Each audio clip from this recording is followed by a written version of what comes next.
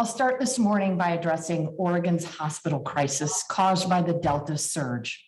With over 845 Oregonians hospitalized for COVID-19 and 226 Oregonians in our ICUs, our hospital and ICU beds are over 93% full. Some hospital regions are beginning the day with 2 ICU beds available or none at all. Overwhelmingly, the Oregonians who are being hospitalized or who are dying from COVID-19 are unvaccinated. This isn't just about beds. It's about having enough trained healthcare professionals to treat patients. Our nurses, doctors, and healthcare workers have been on the front lines of this pandemic in full PPE for over 17 months. They are being stretched to their absolute limits, providing life-saving treatment for the patients in their care. We are all at risk right now when our hospitals are full. There may not be a staff bed for you if you have an unexpected medical emergency. When ambulances have nowhere to go, people die preventable deaths.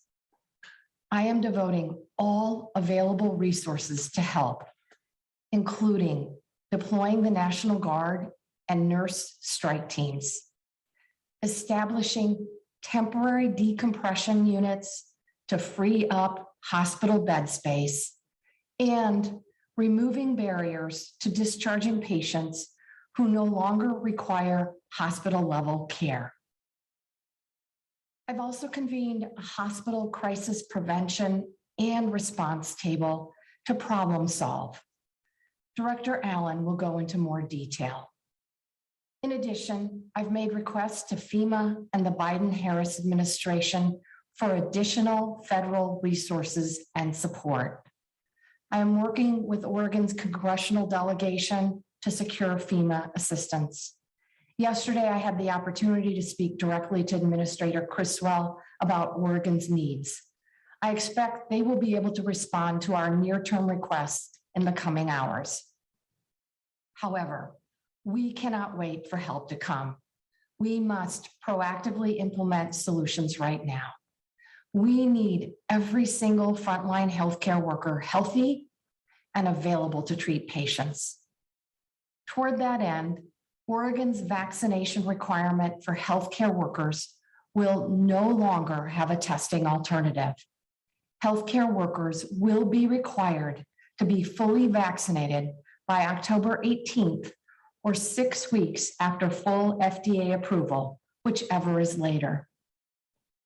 In the weeks since I announced Oregon's original test or vaccination policy, the Delta variant has put enormous pressure on our health systems.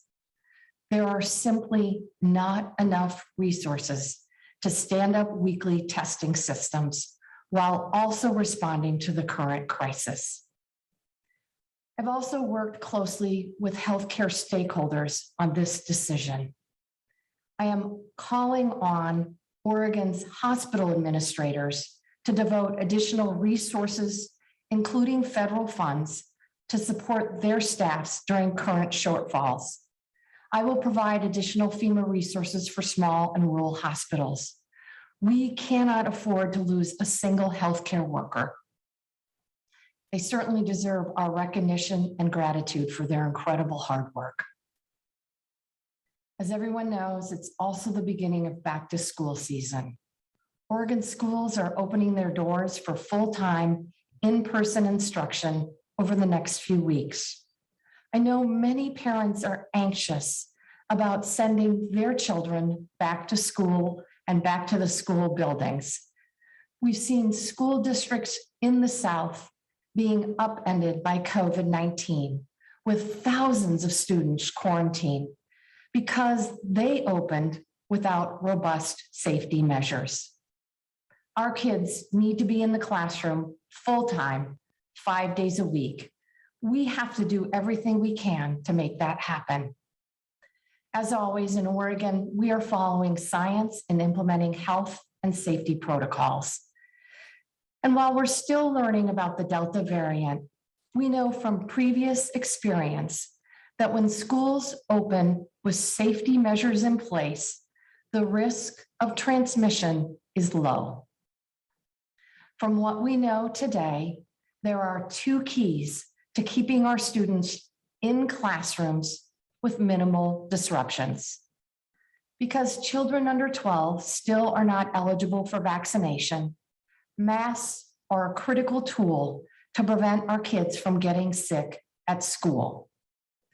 Just as important is ensuring all the adults around our students are fully vaccinated against COVID-19. That's why I've directed the Oregon Health Authority to issue a rule requiring all teachers, educators, support staff, and volunteers in K-12 schools to be fully vaccinated against COVID-19. Again, by October 18th, or 6 weeks from FDA approval, whichever is later. There are those who will disagree with the actions I'm taking today, but school is starting across the state. COVID-19 poses a threat to our kids, and our kids need to be protected and they need to be in school. And that's why I'm willing to take the heat for this decision. I know we had all hoped for that by now, we could put the challenges of 2020 behind us. But after the last year and a half, I also know that we are absolutely capable when we are all working together of doing amazing things. Last year, we stood together for our nurses, doctors, and healthcare workers. We saved lives by following science and data.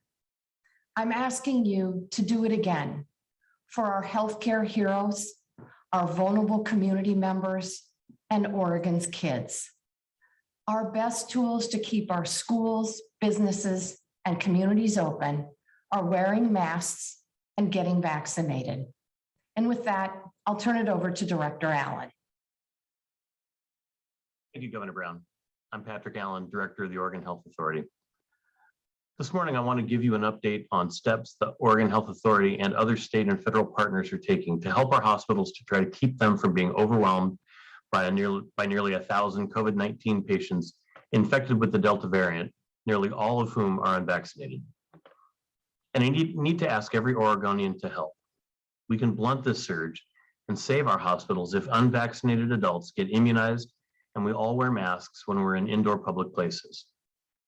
And if you remain unvaccinated, you need to avoid any non-essential activities where you're around others so you don't catch and spread the Delta variant. It's that simple. It's that urgent. The numbers grow every day. I want to be honest. The situation in Oregon's hospitals is growing increasingly dire. Our healthcare system is on the verge of collapse in parts of the state. In coming weeks, every Oregon hospital could be overtopped. Right now, ambulances are transporting more people in respiratory distress, but they have to wait longer to get patients into emergency departments because those beds are full. Patients are spending days in emergency departments because critical care beds aren't available. Right now, more than 200 patients are boarding in Oregon hospital EDs waiting for a bed. Hospitals are converting outpatient rooms to medical surgical rooms or ICU beds. Patients are parked in hallways. Staffing is critically short. I need to be direct about what's causing this crisis. A growing wave of unvaccinated patients who have become so seriously sick with the Delta variant they need to be hospitalized. We've said it before, the COVID-19 pandemic is now a pandemic of the unvaccinated. More than a quarter of the adult population still remains unprotected from COVID-19. Overwhelmed hospitals are what happens when such a large reservoir of vulnerable people offers itself as a target for a virus that has killed more than 600,000 Americans and almost 3,000 Oregonians. State health officials are working desperately alongside hospital administrators and staff to keep Oregon hospitals staffed and beds open. But here's what we all need to face. Oregon hospitals are not far from reaching the point where health systems may not be able to provide the highest level of care to everyone who needs it. Whether they have COVID-19 or if they've been in an accident, or if they've had a heart attack or any other of many medical crises any of us could suddenly and unexpectedly experience today or any day in our lives. We're not at that grim point yet. But if we don't act, the crushing influx of unvaccinated COVID-19 patients means that doctors and nurses in some hospitals may soon face the terrible prospect of having to make heart-wrenching triage decisions about whom they can save and whom they cannot. I know many people have struggled to acknowledge the threat COVID-19 poses to Oregon, but whether you view COVID-19 with concern or contrarianism, here are the stark facts we're facing. Today, we set another new record for ICU patients. As of this morning, 845 Oregonians are hospitalized with COVID-19 and 226 are in intensive care, 2 more than yesterday. We also had another record-setting week in hospitalizations. Over the past reporting week, which ended August 15th, a total of 546 Oregonians with COVID-19 were hospitalized. That figure is up from 322 COVID-19 hospitalizations just the week prior. That's a 42% increase in 1 week.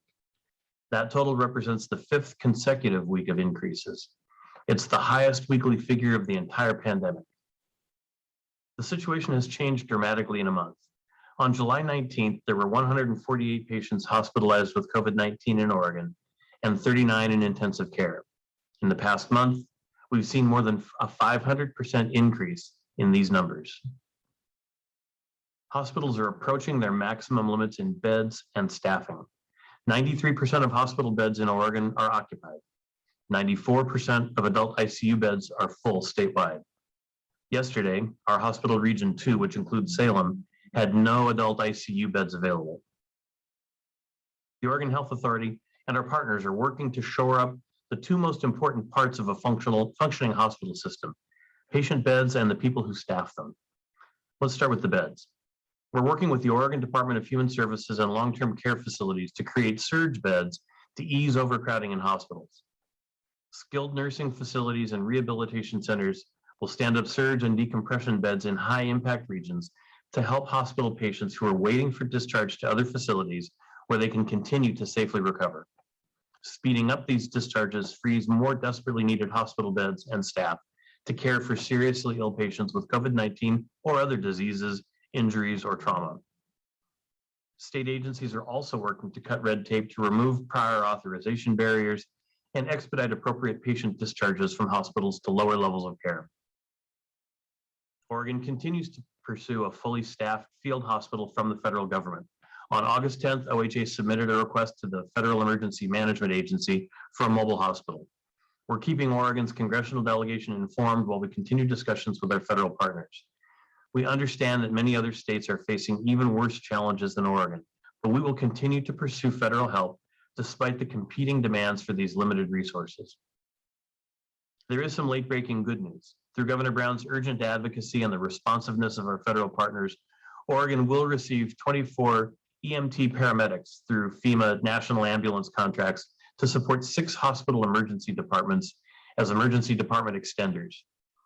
In 96 hours, we will have 24 EMT paramedics at these 6 hospitals: 5 at Asante Rogue Valley Medical in Jackson County, 5 at Asante Three Rivers in Josephine County, 3 at St. Charles in Bend, 3 at St. Charles in Redmond, 4 at Providence in Medford, and 4 at Mercy Medical Center in Roseburg. As in the case of the federal field hospital, we know more beds only help if we have enough healthcare workers to treat the patients in them. From day one of this pandemic, I have remained profoundly grateful to Oregon's committed, caring, and resilient healthcare workers. Here are the steps we're taking to support them. Oregon National Guard deployment. On August 13th, Governor Brown announced the deployment of 1,500 Oregon National Guard members to support frontline healthcare workers at more than 20 hospitals statewide. Starting August 20th, an initial 500 Guard members will be sent to hospitals around the state to provide logistical support as well as assisting with COVID-19 testing and other services to support hospital operations. After consultation with hospitals, we expect to call up 1,500 Guard members, the maximum service members available at this time. The first wave will be deployed in hospitals serving Deschutes, Douglas, Jackson, and Josephine counties. Hospitals in Columbia, Curry, Marion, and the Tri-County region will be prioritized for the second wave. Like healthcare workers, I'm grateful to our Guard members who have answered the call throughout this pandemic. We've asked for medical personnel from other states. Through OEM, Oregon has requested 35 physicians, 35 advanced practice providers, 300 registered nurses, 10 paramedics, and 100 respiratory therapists from other states. These staff would serve temporary assignments in Central and Southern Oregon. We're contracting for 8 nurse crisis teams to staff surge beds in long-term care facilities to free more hospital beds. 4 of the teams will start in September, 4 more will start in October. The first team will start September 6th in Roseburg. The second will start September 9th in Medford. And we're working with licensing boards to set emergency rules that allow flexibility in healthcare staffing. The medical and nursing boards have issued temporary rules, making it easier for out-of-state providers to work in Oregon during the crisis. Let me end with some encouraging news. Oregon's vaccination rate continues to rebound. More and more Oregonians are choosing to get vaccinated every day. The 7-day running average of vaccinations is now 6,037 shots administered per day. The 7-day running average of first doses is 4,126. That's a 24% increase from just the end of July. The measures Governor Brown announced will drive these numbers up and help bring us closer to herd immunity. And they're just in time. If you're unvaccinated, the Delta variant changes everything. You are more at risk. People in their 20s, 30s, and 40s have been hospitalized. Some have died. Older adults and children around you are more at risk if you get this highly contagious variant. And if you're still not ready to get vaccinated, please avoid all non-essential activities. Stay away from large groups of people. When you go out, wear a mask in public, even in outdoor spaces where you may be among crowds. The Delta variant is relentless in its search for new people to infect. Don't let it find you. The consequences for you, your family, and our healthcare system could be catastrophic. With that, I'd like to hand off to Dr. Dean Sidelinger, Oregon State Health Officer. Thank you, Director Allen. The grip of the Delta variant is tightening, and without a concerted effort by all Oregonians over the next several weeks to wear masks and get vaccinated, we risk being swamped by the rapidly rising tide of infections in our communities. Over the past week, daily cases and COVID-19 related hospitalizations have continued an alarming ascent, regularly setting new pandemic highs far beyond what we experienced in previous surges. The statistics are grim. Our most recent COVID-19 weekly report tallied 12,741 cases for the week of Monday, August 9th through Sunday, August 15th, a 54% increase over the previous week, and a test positivity rate of 11.8%. Last week, OHA reported 8,304 cases, which was 40% higher than the week before. Today, we're reporting 2,971 daily COVID-19 cases, bringing our overall total to 250,835.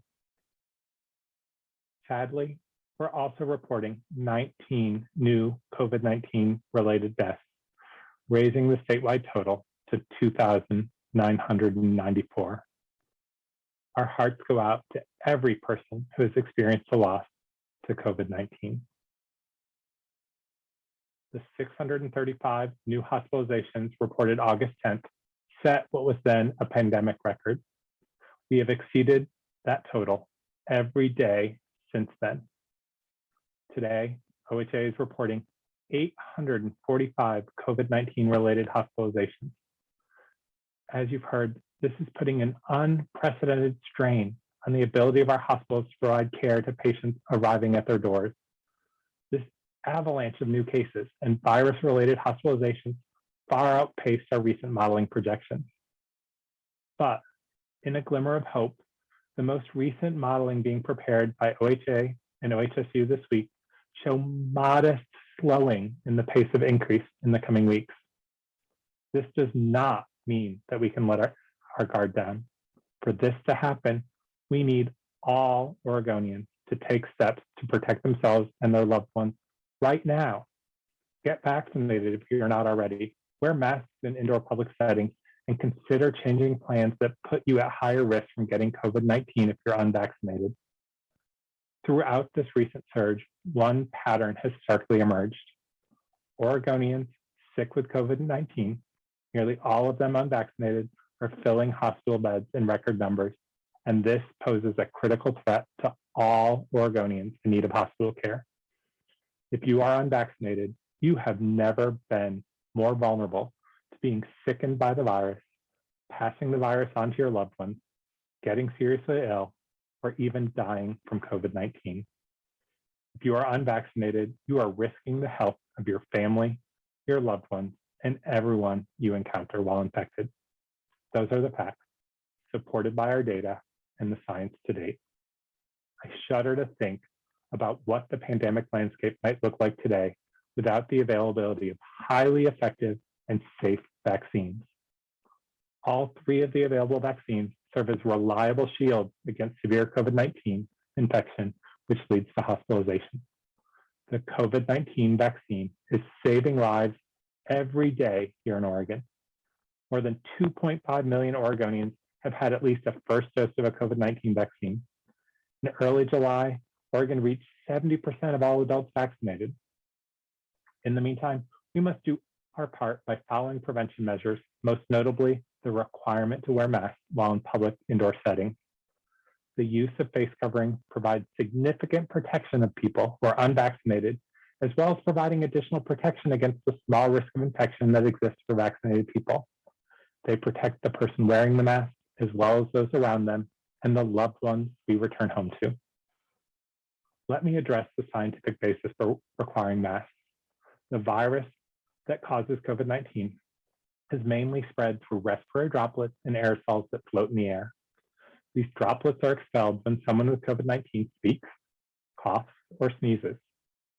Face coverings provide a barrier to these droplets that, when coupled with other intervention steps, reduce transmission.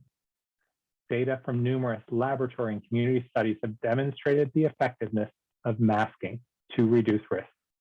Masks are safe. Masks do not affect a person's ability to breathe. This is the basis for requiring face coverings in K-12 schools across Oregon. The use of face coverings can keep students learning in person by reducing infections and quarantine, especially when paired with other layered prevention efforts in our school. I'd now like to show you a slide that shows the increase in pediatric cases since July. Young people, 18 and under, are accounting for a larger share of COVID-19 cases. Our most recent pediatric data posted today shows that there have been 31,394 cases within the under 18 age group, representing 12.7% of all the COVID-19 cases here in Oregon. Pediatric case rates are highest among communities of color, and specifically people who identify as Pacific Islander, American Indian, Alaska Native, Black, or Hispanic. I'd now like to show you another slide. This slide shows the highest case counts amongst children are in the 12 to 17 age range. Children are getting sick with COVID-19 in Oregon. Now, the report also shows that while cases have increased, severe outcomes continue to be rare in children, but are still nonetheless devastating for the families facing these serious health crises. 0.9% of pediatric patients have been hospitalized at some point during their COVID-19 illness. There have been 2 reported deaths in Oregon with COVID-19 among people under 18 years. By wearing our masks and having our children wear theirs, we can ensure that those severe cases remain extremely low. We can bring the surge under control by getting vaccinated and by wearing a mask, and by remaining faithful to the mitigation measures that have worked to reverse previous surges. To everyone who has taken the time and effort to get the vaccine and now to wear masks, thank you. Once again, Oregonians are rising to the challenge. To people who have not been vaccinated, please make a plan and get vaccinated. It's the surest path back to normalcy that we all crave. And with that, I'd like to turn things over to Dr. Absalon. Thank you, Dr. Sidelinger. My name is Jeff Absalon. I'm the Chief Physician Executive for St. Charles Health System. We're located in Central Oregon. Our largest hospital in Bend serves as a regional resource hospital for the largest geographic area of the state. I also lead a group of physician leaders from hospitals and health systems throughout the state that have been engaging over the course of the last year and a half during the pandemic to learn from each other, to support each other in terms of how we can better care for our communities, for hospitalized patients and beyond. And so I really appreciate the opportunity to talk to you all today. I'd like to share with you some of the perspectives from a hospital or health system and just appreciate your time. I can't overstate this. What we're going through right now is unimaginable. We are seeing an incredible surge of patients in our communities, as well as patients that are requiring hospitalization. We're overwhelmed, and this is really a dire situation. In our hospital in Bend, we have 62 COVID-19 patients this morning, the most we've had at any time during this pandemic. That approaches 30% of our acute care beds. And these are beds that are being utilized for these very important patients with a severe infection, but they're also taking the place of beds that are much needed for other care. So when you hear the numbers about capacity, what I'd like you all to know is that we are at capacity or over capacity in our hospitals throughout the state. And we have had to delay care significantly during this pandemic in terms of scheduled surgeries. And this is an impact that's been profound. So as I take the next couple minutes, I want to outline a couple things. One is I'd like to speak a little bit about this virus and why this is so different. I'd like to talk about the impact on our hospitals and what that really means is impact on patients in our community. I'd like to speak about our hospital and health system workforce, and then finally what we need from you. You've heard a bit about this Delta variant, which is the variant in our state at this time.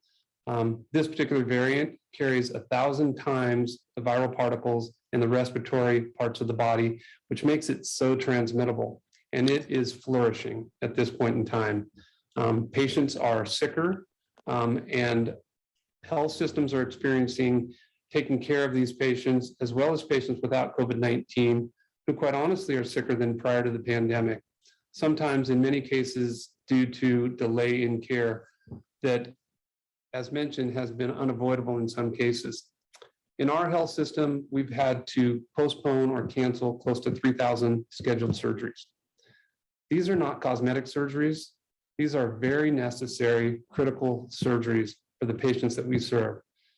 These are patients that have cancer, heart disease, neurological disease, surgeries that are necessary to preserve life and function, and they're being delayed right now.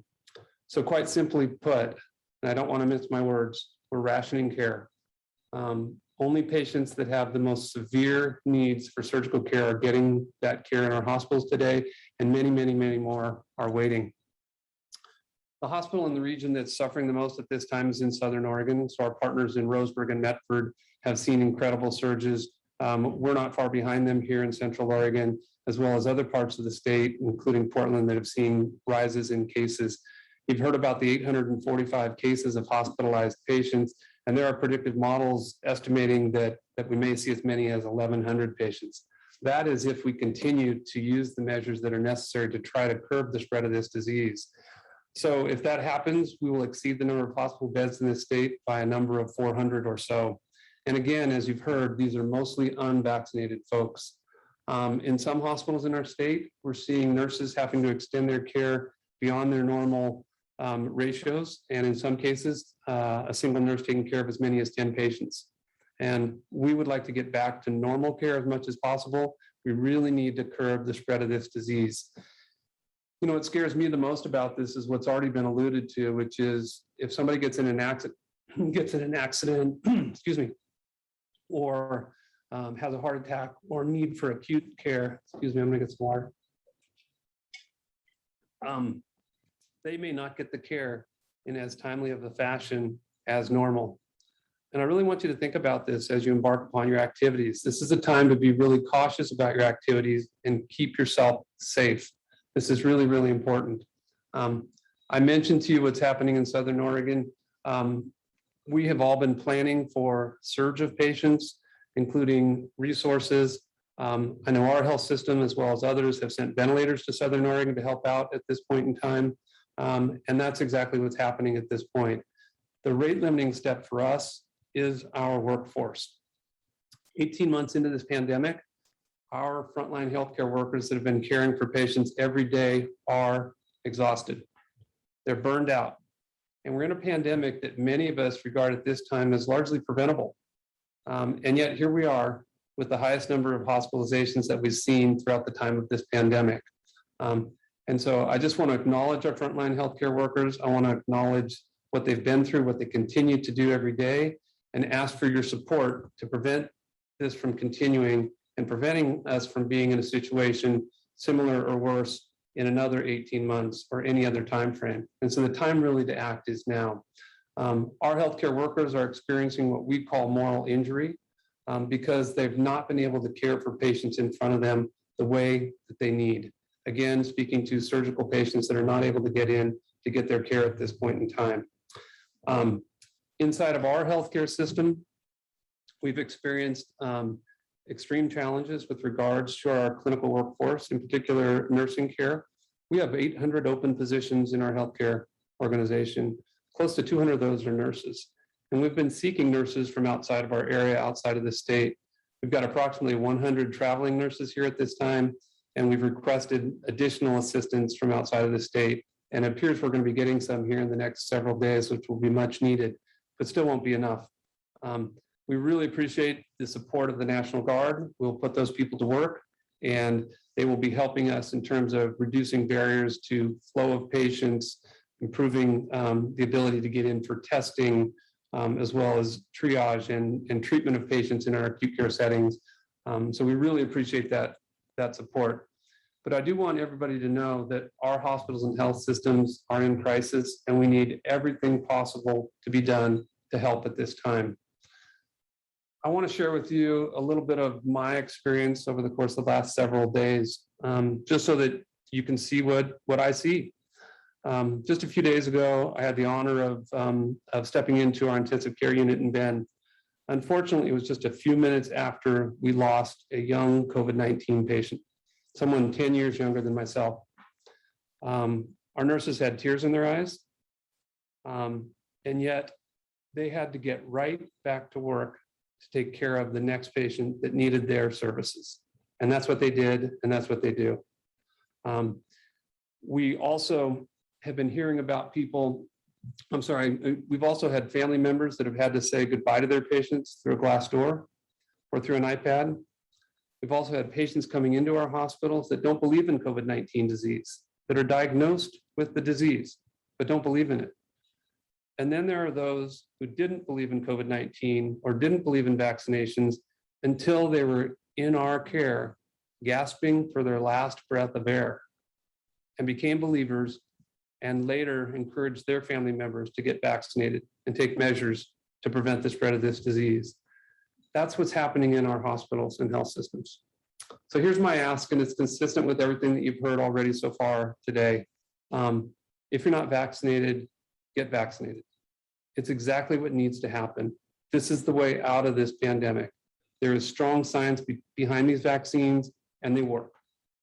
Although we've seen breakthrough cases in COVID-19 in fully vaccinated people, we know that the best way to prevent severe disease or hospitalization is to get vaccinated.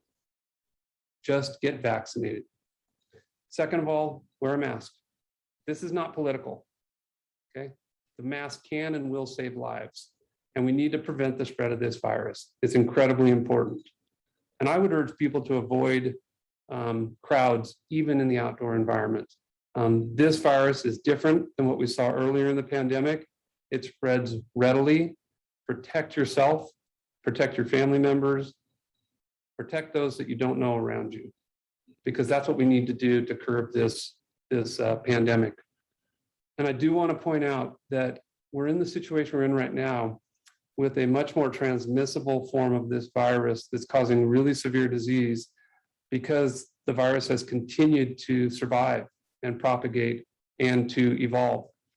And we need to stop this to prevent the next variant from coming along. So get a vaccine, wear your mask, And then finally, I want to remind everybody to make safe choices. Our hospitals are full. We want you to come and see us if you need our services. We do not want people to delay care, but please be careful, make good choices, and keep yourself safe, because the hospital environment is different now than what it was prior to this pandemic. So I thank you for your time, and I will turn it back over to Governor Brown. Thank you so much, Dr. Absalon. We really appreciate you joining us today. And Charles, we are ready for questions. Thank you, Governor. We'll go first to Katie Straight with KOBI. Go ahead, Katie. Thank you so much. I can already see the comments coming in on our social media posts of, oh, you're taking away our rights. How could you do this? What would be your response to Southern Oregonians who are still very hesitant to get the vaccine and still very hesitant on this mandate? Or, and then also, I guess a follow-up question to that is, what if workplaces just refuse to enforce this new rule? Dr. Sidelinger, would you like to respond to that question, please? Sure. Thank you, Governor Brown. As you've heard, we have highly effective and safe vaccines that prevent the spread of COVID-19, keep people safe, and save lives. Our healthcare providers are needed critically now on the front lines to combat this virus, to save the lives of patients, whether they have COVID-19 or something else. We also know that our schools are a critically important place for students to be in front of talented teachers consistently and not impacted by going in and out with quarantines and cases. So having our teachers and staff in those settings vaccinated are a key part to doing that. We need employers to work with their employees to link them up to appropriate information so that they can learn the facts about these safe and effective vaccines and know that these vaccines are available throughout the state. So over the next several weeks and months, they can assist employees in getting vaccinated so they can continue to provide the vital services that they do to all Oregonians. And Katie, your second question was with regards to consequences. So for state executive branch employees that I oversee, there are two exemptions, both religious exemption and a medical exemption. And that are, frankly, those are the two choices that employees have. And the third option is, if they are not willing to get vaccinated, is unfortunately termination. In terms of other employers, they'll have to speak to that directly. Perfect. Thank you so much. Thank you, Katie. We'll go next to Sarah Klein with the Associated Press. Go ahead, Sarah. Hi, yes. So it seems Oregon's vaccine mandate will take some time for state employees and school staff and healthcare workers, since they have until October 18th or later. With that said, it seems like we might not see the full impact that mandate will have on our case rate for some time. And based on current hospitalizations, it also seems that there's immediate need for immediate actions to slow the spread. So during previous surges, Governor, you've implemented capacity limits, indoor dining closures, and county risk levels. Is that something you're considering doing again? And also, Director Allen, are those additional health and safety measures something that OHA has recommended that the governor do? So just to be perfectly clear, all options are on the table. The reality is that vaccines are widely available. And unfortunately, the majority of the folks that are in the hospital with COVID are unvaccinated. So while the deadline isn't for several weeks, we continue to encourage Oregonians to get vaccinated if they are able, and they haven't gotten one to this date. In terms of other safety protocol, here's how I would respond to that question. Our businesses and our working families have shouldered the burden of these safety protocol over the last year. And the best way to keep these businesses open and our families working is to get vaccinated and to wear your mask. With that, I'll turn it over to Director Allen.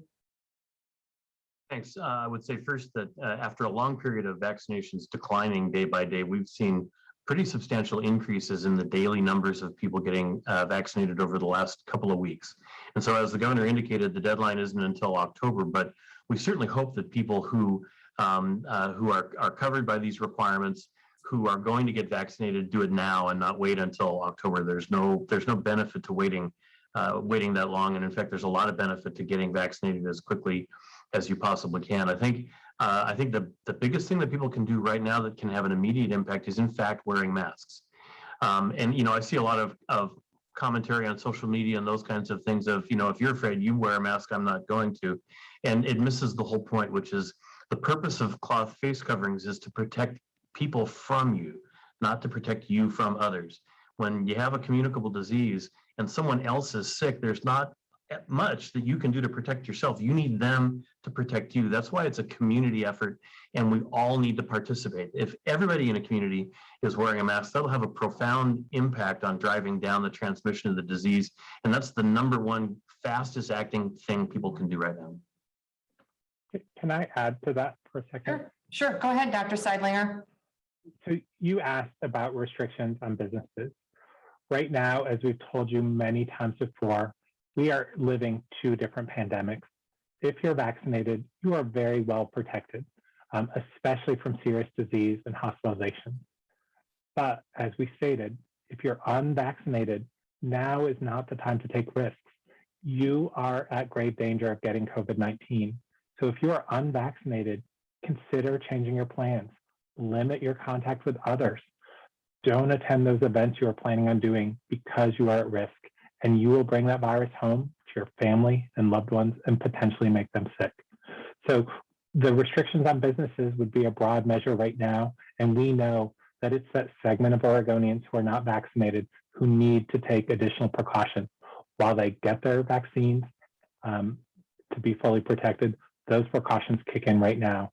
So look at what you're doing, change your plans so you can protect yourselves, your loved ones, and really our broader community. Thank you, Sarah. We'll go next to Julia Silverman with Portland Monthly. Go ahead, Julia. Oh, actually, I think my question's been answered. Sorry, I forgot to lower my hand. Thanks, Julia. Thanks, Julia. We'll go next then to Rachel Alexander with the Salem Reporter. Go ahead, Rachel. Hi, Governor. I'm wondering what authority the state has to enforce a vaccination mandate for K-12 educators, if that's going to apply to both public and private schools, and then what you intend to do if a district or a private school says that they're not going to enforce that for their own employees. So great question, which I'm going to turn that over to Director Gill, but I just want to reiterate that in my conversations with educators, teachers, superintendents, and school board members over the last couple of weeks, what we all agree is that vaccines are our best tool to keep children in the classroom full-time during the school year. And with that, I'll turn it over to Director Gill. Thanks, Governor Brown. I couldn't agree more. What we are attempting to do in Oregon is to hold school reliably in person. That means we need to take every precaution possible. Face coverings and vaccinations for those who are eligible are a part of the picture. Our vaccinated individuals are not required to quarantine when they're exposed unless they're showing symptoms. That means that we have more educators and support staff at school with students each day. That's the critical factor here. This is all about being able to serve our students in person where we know they learn best, where we know that they have access to mental health and well-being supports, where that we know that they have access to good meals at school. That's the whole goal here. If we have a school district or individuals who would like to forego participation in this rule, we will first come at them with education. We'll talk to them about why this is so critically important and how it can keep our kids at school, which is a shared goal that we all have. Barring that, the Oregon Health Authority has authority in state statute to levy civil penalties against the school district or an employer who fails to follow these requirements. These requirements are in place for our public school system, our public charter schools, our private and parochial schools as well. And just to quickly follow up, is one of the enforcement measures you'd consider pulling state school funding for public schools that choose not to comply with this? No, again, so the civil penalties will come along with the Oregon Health Authority's statutory authorities, and our goal is to have school held in person. So we're not attempting to withhold state school funds that would prevent a school from operating in person. We want our staff in front of our kids in a safe and healthy way so that they can provide that in-person instruction, and so that the students and the staff members and the families that they return to each day are kept safe. So that's the goal we have. We're not going to take action that would have any side effect of closing a school or getting us farther from our goal of in-person instruction. Thank you. Thank you, Rachel. We'll go next to Tim Gordon with KGW. Go ahead, Tim. Hi, for the governor, I think I'd like to ask you if I could, why not higher education staff for this vaccine mandate with the no opt-out for testing, and K-12 substitute teachers included in this? And then I'm going to follow up. In answer to your last question, yes, substitute teachers included, yes. In terms of higher education and childcare, all, as I said earlier, all of the options are on the table, and we will be having those conversations. Why not yet, though, Governor, for them? As I said, I certainly took the time to have conversations with the educator workforce, including our superintendents and school boards. We'd like to do the same thing with our higher education and childcare partners. Thank you. And then I want to ask also, with hospitals at capacity like this, is there any talk of people with COVID who chose not to get vaccinated being deprioritized for beds or care over people with other urgent medical conditions? Dr. Absalon, would you be willing to respond to that question, please? All right, that's a tough one. And I know that there's dialogue about that popping up in, in the physician ranks and other healthcare areas. So at this point in time, that's not happening here in the state.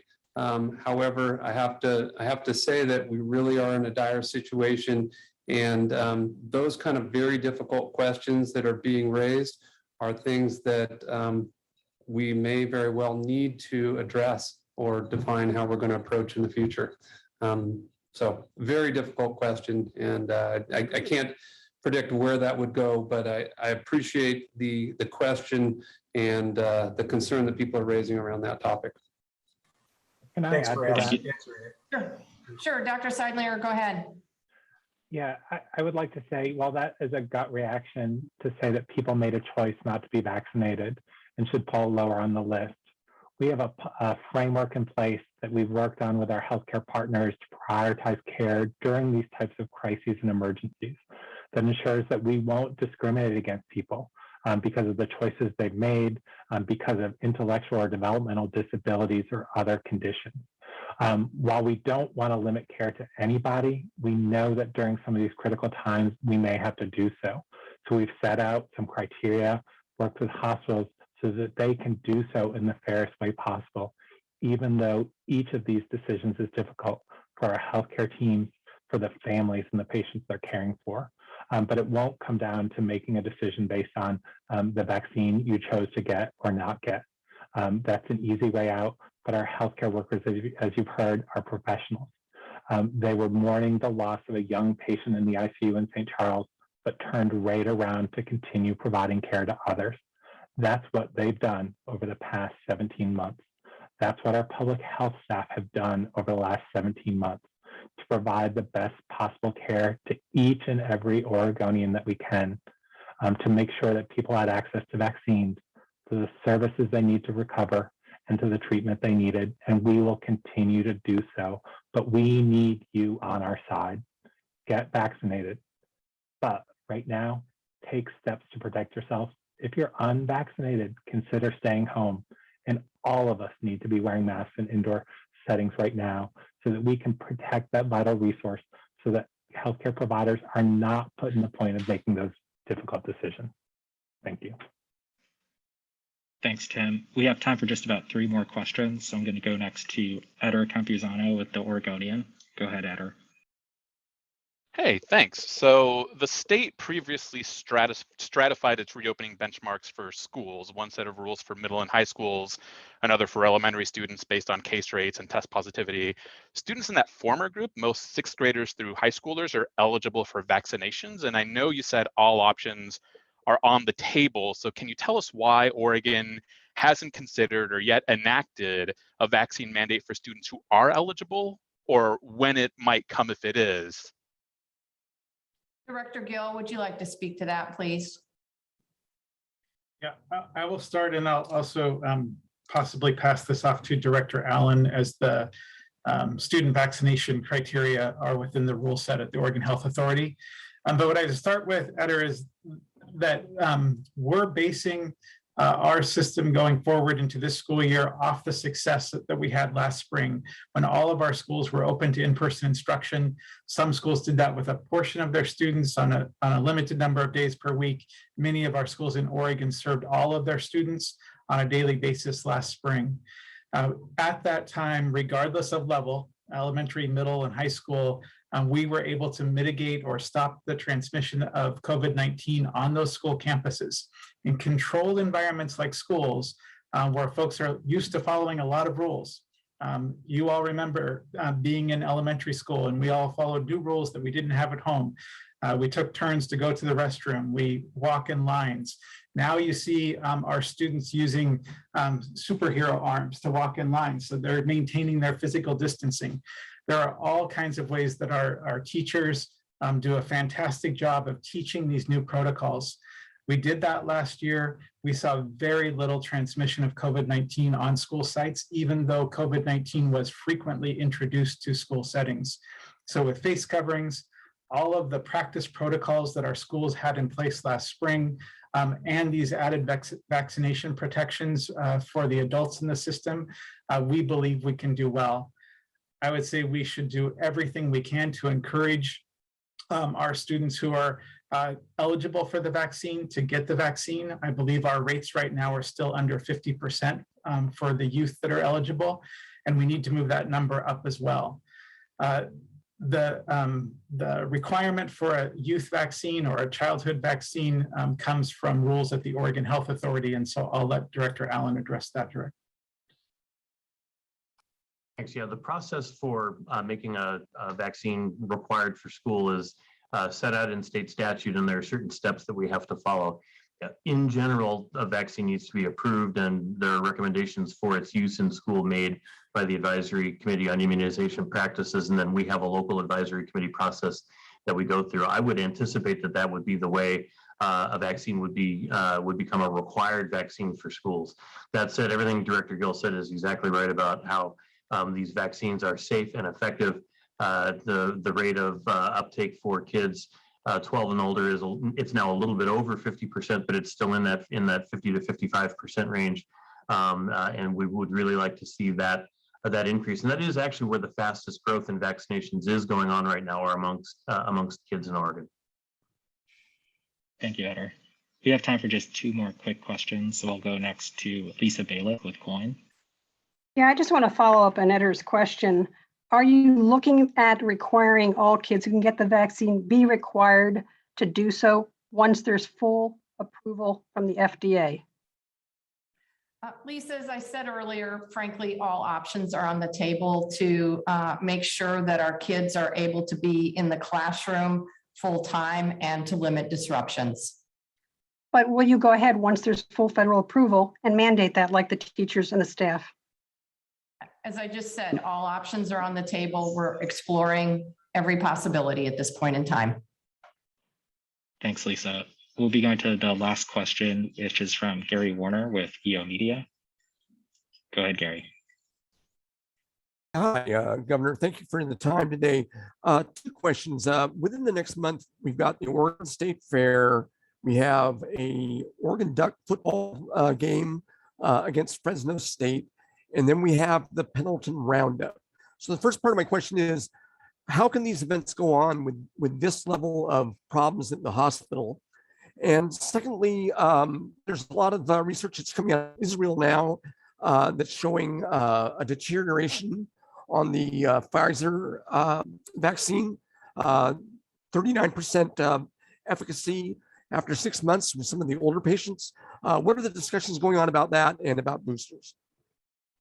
So Gary, I'll respond non-scientifically to your last question, and that is obviously that's why the federal government is recommending boosters after 8 months, and I'll let Director Allen talk about that.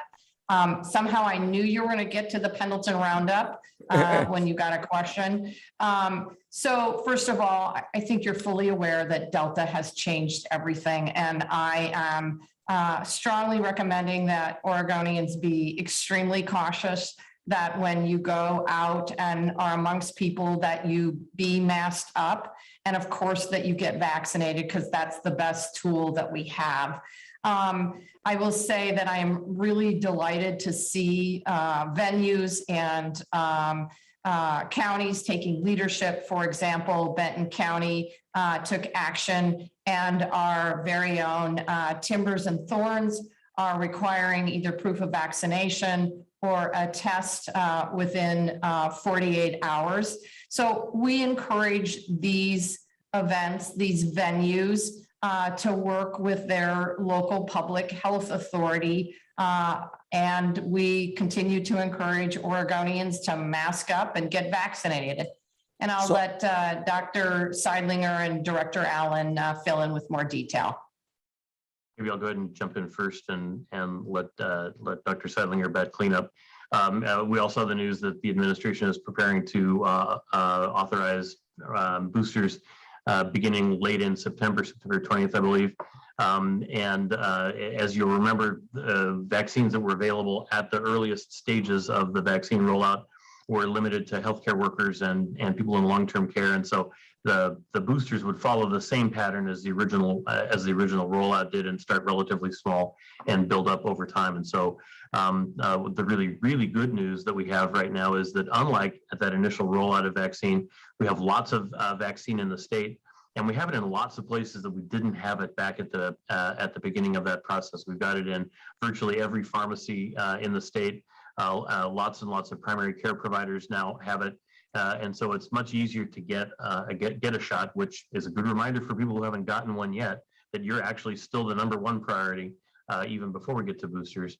But the note of caution to sound is that hospitals and health systems and local public health have also been a big component of getting vaccine out, and they are completely swamped by cases right now. And so the best thing people can do to help ensure that we've got resources to roll out boosters is to wear masks, and if you're not vaccinated at all yet, get vaccinated, so that we can take the heat off our public and medical healthcare systems so they can participate in that.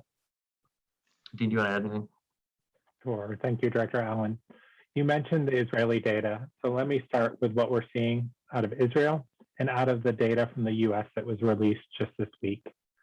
What we're seeing is that the vaccines we're using, particularly the mRNA vaccine, remain highly effective against preventing serious disease, including hospitalization and death. That holds true in the Israeli data and holds true in the US data. What we're seeing is that over time, particularly in individuals who are vaccinated early on in the pandemic, which included older folks, folks who are in congregate care settings, that their protection against mild and moderate disease does appear to be wearing off over time. They still have incredible protection, but they have the ability to get sick from this disease, and a small percentage may still get seriously ill. So that's why, acting on data that was seen in Israel, but then data that was also collected here in the United States after vaccinations, the federal government is rolling out a plan to begin booster doses with those highest risk populations who are vaccinated very early in the effort to receive booster doses near the end of September. Our federal partners at the FDA and CDC will work through to make that happen, and we will work through with our healthcare partners, public health partners, and community partners in Oregon to get those vaccines into arms. But as Director Allen said, the best thing we can do right now is, if you're unvaccinated right now, get a vaccine so that we can protect our healthcare capacity. Wear a mask. Consider changing your plans if you're unvaccinated. For that small segment of the population who's moderately or severely immunocompromised, get that additional dose to give you protection. By getting these doses out of the way now, we can be better prepared to start administering booster doses at the end of September to those who qualify and may need them. But let me make it very clear, these vaccines still remain incredibly effective. The booster will help increase that effectiveness even more for some of our most vulnerable patients and ensure that they're more protected as we move into the fall and winter seasons, and that we don't see a huge resurgence in COVID-19 from waning immunity. Thank you, Gary. And that's all the time we have for questions today. Thank you, everyone.